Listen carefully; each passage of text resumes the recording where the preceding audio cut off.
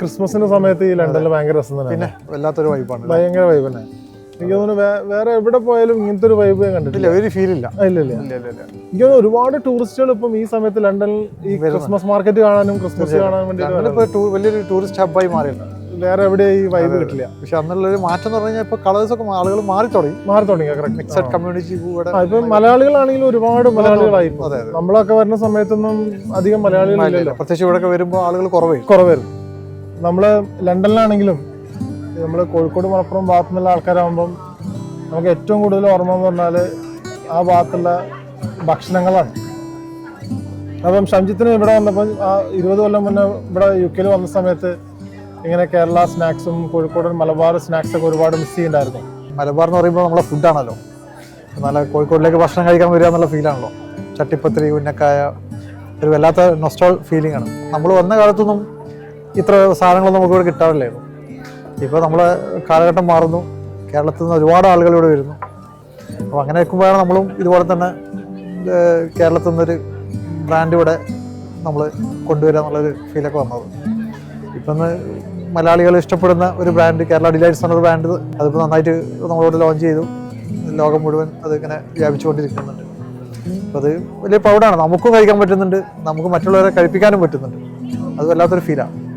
ഇപ്പോഴത്തെ 130-150 variety of Kerala സ്നാക്സും food ഐറ്റംസും ഇപ്പം കേരള ഡിലൈറ്റ്സിന്റെ ബ്രാൻഡിൽ വരുന്നുണ്ട്. ഇപ്പോൾ ഈ നൊസ്റ്റാൾജി വരുന്ന സമയത്ത് നമുക്ക് പെട്ടെന്ന് ചൂടായി കഴിക്കാൻ പറ്റുന്നത് വലിയൊരു നമുക്ക് എല്ലാവർക്കും സന്തോഷം തരുന്ന കാര്യമാണ്. അതേപോലെ തന്നെ ആ ഒരു കൺവീനിയൻസ് ഭയങ്കരമാണ്. അല്ലെങ്കിൽ നമ്മളൊരു പഴംപൊരി ഉണ്ടാക്കണമെങ്കിൽ അതിനൊരു 2 മണിക്കൂർ ചിലവാണ്. ഇതിപ്പോൾ നമുക്ക് പെട്ടെന്ന് ചൂടാക്കി 5 മിനിറ്റ് കൊണ്ട് നമുക്ക് കഴിക്കാൻ പറ്റും.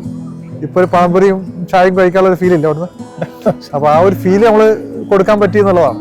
ഇത്തരം രാജ്യങ്ങളിലൊക്കെ നമുക്കത് കൊടുക്കാൻ പറ്റുന്നുണ്ട്.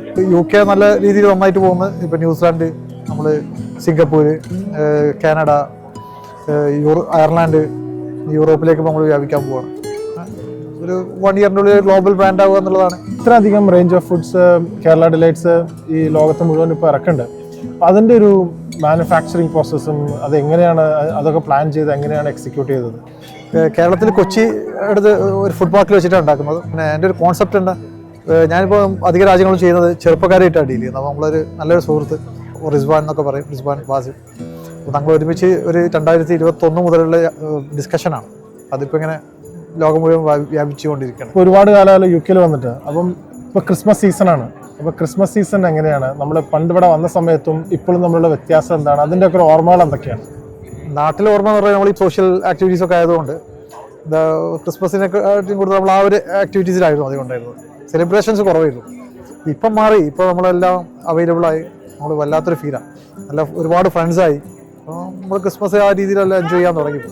കേരളത്തിനെക്കാട്ടും കൂടുതൽ ഇപ്പോൾ നമ്മൾ ആഘോഷിക്കുന്നത് ഇവിടെ. പിന്നെ അപ്പോൾ ആ സെലിബ്രേഷൻ്റെ ഒരു ആംബിയൻസ് മാറി. അത് വലിയൊരു മാറ്റമാണ്. മലയാളികൾ ഇവിടെ ഒരുപാട് വന്നതോടുകൂടി സൗഹൃദങ്ങൾ കൂടിയോട് ഫുഡും കൂടി. That's nice. നമ്മുടെ ബിസിനസ്സിനും അത് ബെനിഫിറ്റായി. അപ്പം UK വന്നിട്ട് ഒരു ബിസിനസ് ഇത്രയും കഷ്ടപ്പെട്ട് സ്റ്റുഡൻ്റായിട്ടൊക്കെ വന്ന് നമ്മളൊരു ബിസിനസ് സ്റ്റാർട്ട് ചെയ്ത് ഒരു ബ്രാൻഡൊക്കെ ബിൽഡ് ചെയ്തു. അപ്പോൾ അതിൻ്റെ ഒരു ജേർണി എങ്ങനെയാണ്? അതിൻ്റെ എത്ര ഡിഫിക്കൽട്ടാണ് കമ്പയർ ടു കേരളത്തിലൊരു ബിസിനസ്സിനെ കമ്പയർ ചെയ്യുമ്പോൾ UK വന്നൊരു ബിസിനസ് ചെയ്യുമ്പോൾ അത് എത്രത്തോളം ഡിഫിക്കൽട്ടാണ്, അല്ലെങ്കിൽ എത്രത്തോളം എന്തൊക്കെയാണ് നമ്മൾ ശ്രദ്ധിക്കേണ്ടത്? UK ബിസിനസ് ചെയ്യാന്ന് പറയുന്നത് ഇവിടെ വന്ന് ആദ്യകാലങ്ങളെ പോലെ അല്ല. ഇപ്പോൾ നമ്മൾ വന്ന കാലത്ത് ഇവിടെ വന്ന് എക്സ്പീരിയൻസ് ചെയ്ത് അതിനെക്കുറിച്ച് പഠിച്ച് ഒരു മാർക്കറ്റ് നാട്ടിലെ പോലെ നമുക്ക് ഒരുപാട് ആളുകൾ സപ്പോർട്ടില്ല. ഫിനാൻഷ്യൽ സപ്പോർട്ട് കുറവായിരിക്കും. എക്സ്പെൻസീവാണ് UK. മെയിനായിട്ടുള്ളതാണ്. നമ്മൾ ഓവർ ഹെഡ്സ് ഭയങ്കര ഏറ്റവും കൂടുതൽ ഓവർ ഹെഡ്സുള്ള രാജ്യമാണ്.